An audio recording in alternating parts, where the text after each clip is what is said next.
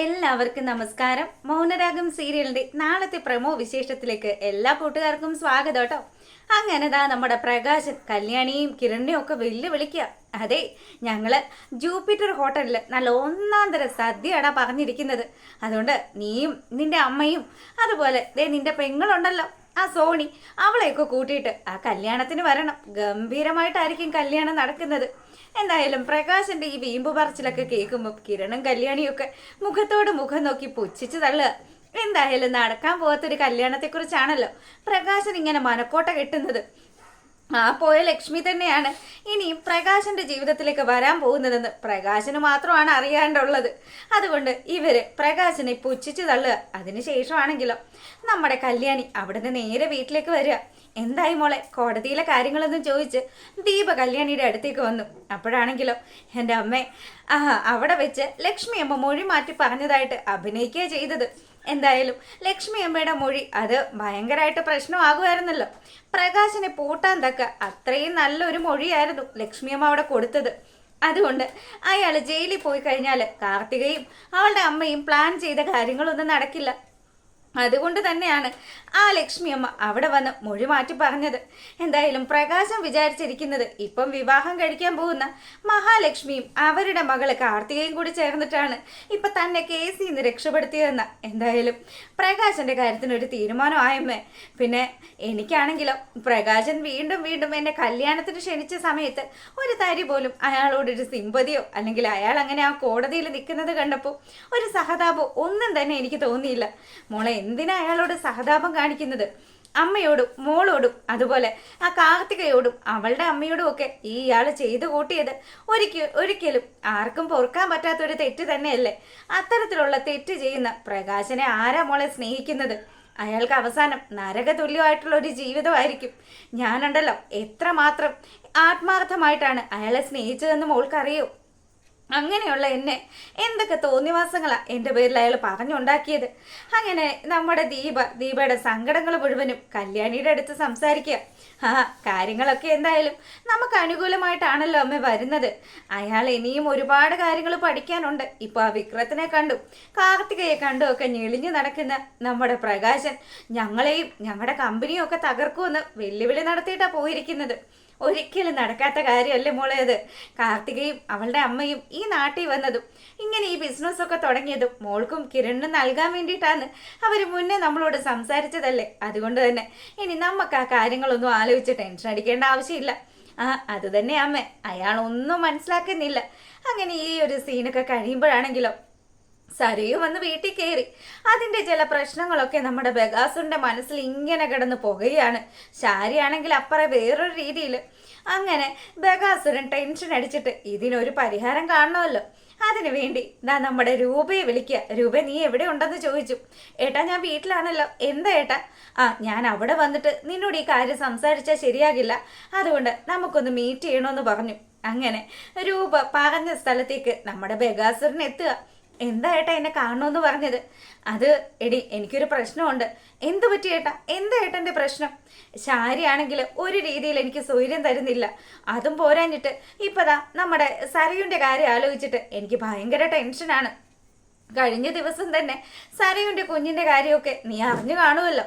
അതൊക്കെ ഞാൻ അറിഞ്ഞു ഏട്ടാ. സത്യം പറയും, അത് ഏട്ടനല്ലേ ചെയ്തതെന്ന് രൂപ നമ്മുടെ രാഹുലിന്റെ മുഖത്ത് നോക്കി ചോദിക്കുക. അപ്പൊ ഉടനെ തന്നെ ബഗാസുരൻ പറഞ്ഞു, എൻ്റെ പൊന്നടി, ഞാൻ എന്ത് ചെയ്യാനാ? എങ്ങനെയെങ്കിലും ആ കുഞ്ഞിനെ എൻ്റെ മോളുടെ ജീവിതത്തിൽ നിന്ന് ഒഴിവാക്കണം. അതുമാത്രമല്ല വേണ്ടത്, ആ മനോഹർ എന്ന് പറയുന്ന വൃത്തികെട്ടവനെ കൂടി എൻ്റെ മോളുടെ ജീവിതത്തിൽ നിന്ന് ഒഴിവാക്കണം. അവനുണ്ടല്ലോ, അവൻ എന്നോട് സംസാരിച്ച ഡീൽ എന്താന്നോ? 2 കോടി രൂപയാ അവൻ എന്നോട് ആവശ്യപ്പെട്ടത്. ആ 2 കോടി രൂപ നീ എനിക്ക് എങ്ങനെയെങ്കിലും ഒപ്പിച്ച് തരണം രൂപ.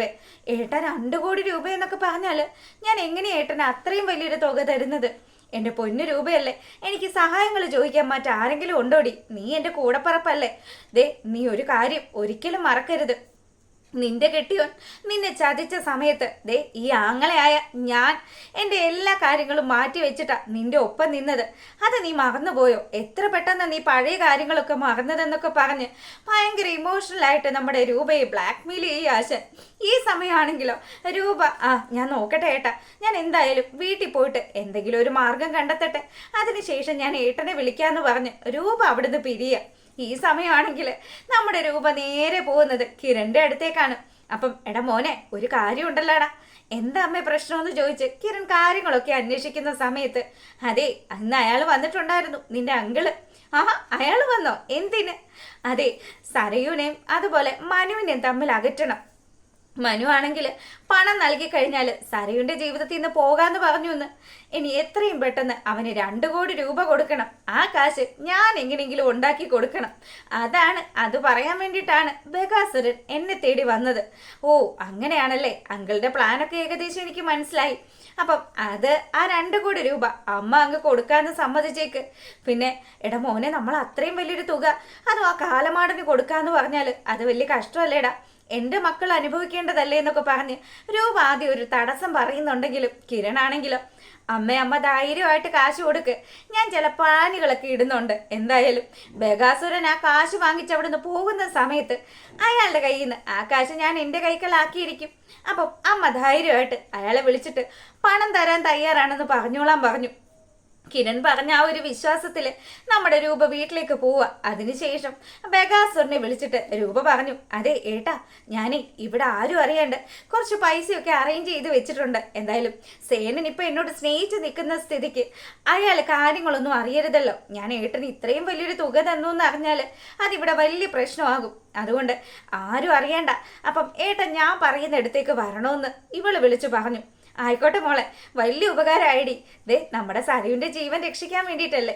അവളുടെ ജീവിതം അത് നല്ല രീതിയിൽ നടത്തണം. ഇനി എന്തായാലും എൻ്റെ മോളും നിന്റെ മോനും തമ്മിലുള്ള വിവാഹം അതുകൂടി നമുക്ക് നടത്തണമെന്ന് പറഞ്ഞു. ആ ആയിക്കോട്ടെ ഏട്ടാന്നും പറഞ്ഞ് രൂപ ഫോൺ വെക്കുക. ഇവിടെ ഈ കാര്യങ്ങളൊക്കെ നടക്കുമ്പോഴാണെങ്കിലോ നമ്മളെ കാണിക്കുന്നത് പ്രകാശനെയാണ്. അപ്പൊ പ്രകാശൻ ഭയങ്കര സന്തോഷത്തില്, കല്യാണിയൊക്കെ വെല്ലുവിളിച്ച് തോപ്പിച്ചതിന്റെ സന്തോഷത്തില്, ലക്ഷ്മി ആണെങ്കിലോ മല പോലെ വന്നത് എലി പോലെ പോയി എന്നുള്ള ആ ഒരു സന്തോഷത്തില് പ്രകാശൻ വീട്ടിലേക്ക് വരിക. വീട്ടിലെത്തിയതും കാർത്തിക മോളോടും മുത്തശ്ശിയോടും ഒക്കെ ആയിട്ട്, അതെ നിങ്ങൾ രണ്ടുപേരും അറിഞ്ഞോ, ദേ എന്തായാലും കേസിൽ നമ്മൾ ജയിച്ചു. അവളുണ്ടല്ലോ, അവള് മൊഴിമാറ്റി പറഞ്ഞു. എന്തൊക്കെ പൊല്ലാപ്പായിരുന്നു അവള് വന്നുണ്ടാക്കിയത്. അങ്ങനെ ആ ഒരു ശല്യം, ആ ഒരു ചാപ്റ്റർ ഒഴിഞ്ഞു പോയി. മോളെ, അവള് 5 കോടിയാ പറഞ്ഞിരിക്കുന്നത്. ആ പണം ഉണ്ടല്ലോ എത്രയും പെട്ടെന്ന് അവൾക്ക് ഇട്ടു കൊടുത്തേക്ക്. ആയിക്കോട്ടെ അച്ഛ, ആ കാര്യങ്ങൾ എന്തായാലും ഞാൻ ഡീൽ ചെയ്തോളാം. അച്ഛൻ സങ്കടപ്പെടണ്ട. ഇനി അച്ഛന് സമാധാനമായിട്ട് എൻ്റെ അമ്മയുമായിട്ടുള്ള വിവാഹത്തിന് തയ്യാറാവാന്നൊക്കെ പറഞ്ഞ് പ്രകാശന്റെ മനസ്സിലേക്ക് ഇങ്ങനെ ആഗ്രഹങ്ങൾ തള്ളിക്കയറ്റി കൊടുക്കുകയാണ് നമ്മുടെ കാർത്തിക. പ്രകാശനാണെങ്കിൽ ഈ ലോകത്തും അല്ല അങ്ങേ ലോകത്തിലും അല്ലാത്ത രീതിയിലാണ് പ്രകാശൻ നടക്കുന്നത്. എന്തായാലും ഇൻട്രസ്റ്റിംഗ് ആയിട്ടുള്ള വിശേഷങ്ങളൊക്കെയാണ്. അപ്പൊ ഇഷ്ടമായിട്ടുണ്ടെങ്കിൽ ലൈക്ക് ചെയ്തേക്കണേ. എല്ലാവർക്കും നല്ലൊരു രാത്രിയൊക്കെ ആശംസിച്ചുകൊണ്ട് വീഡിയോ വൈൻഡപ്പ് ചെയ്യാണ്. അപ്പോൾ ഓക്കെ, ഗുഡ് നൈറ്റ്.